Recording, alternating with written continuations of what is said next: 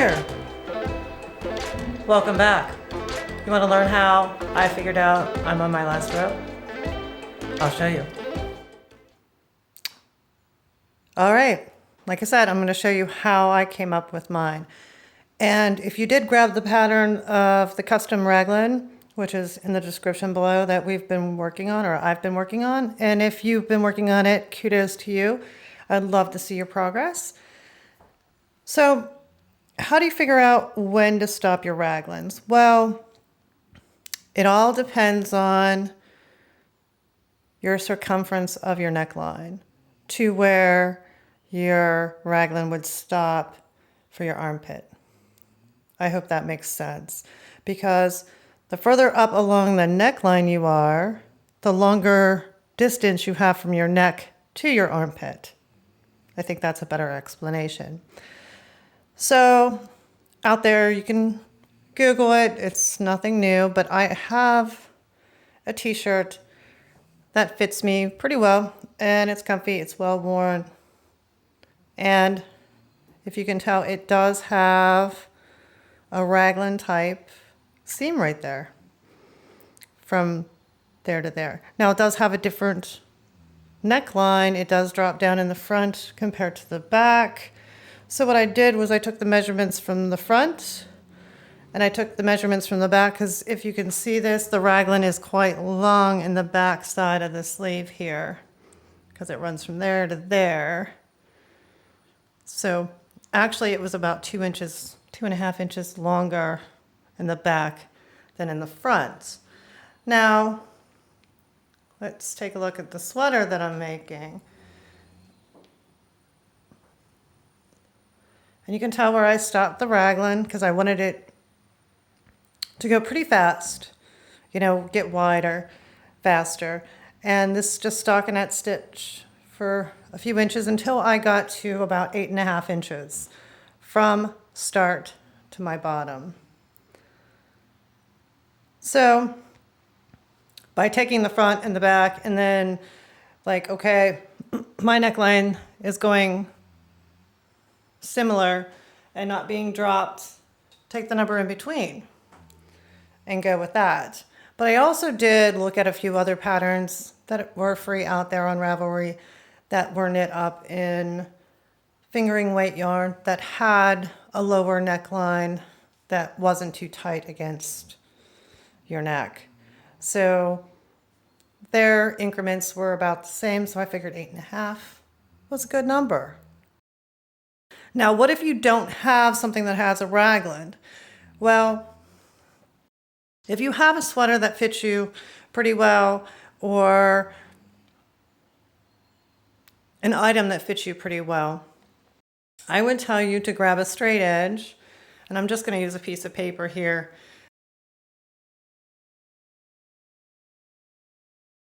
A straight edge from armpit to armpit. Let's stack this. Let's see if you can get this all in camera here. My one girl show. So from armpit to armpit. And then you would measure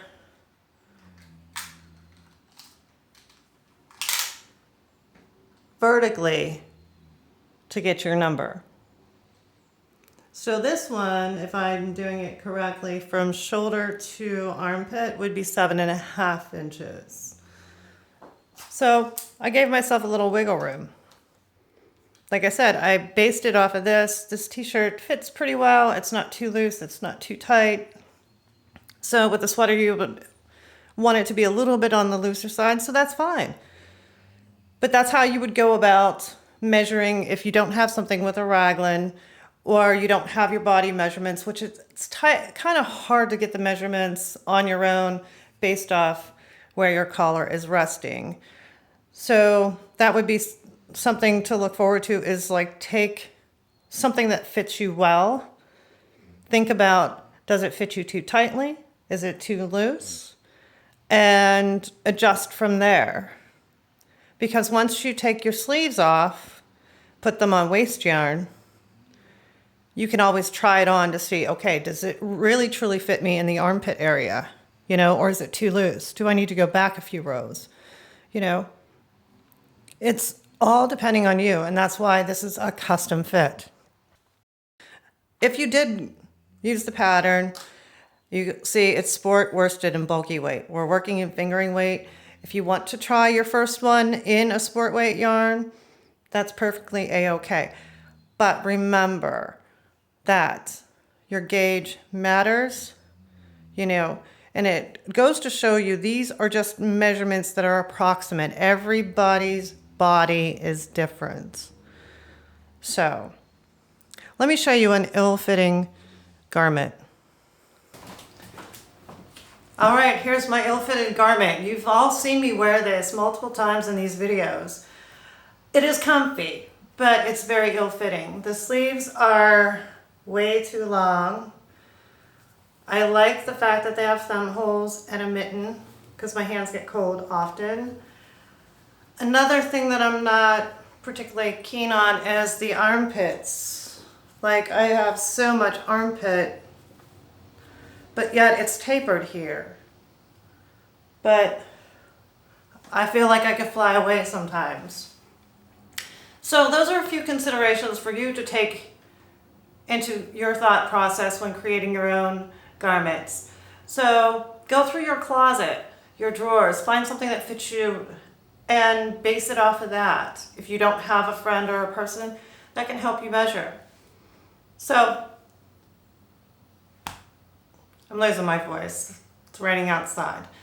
I'm so glad I got the blanket done. My grandson did arrive the other day.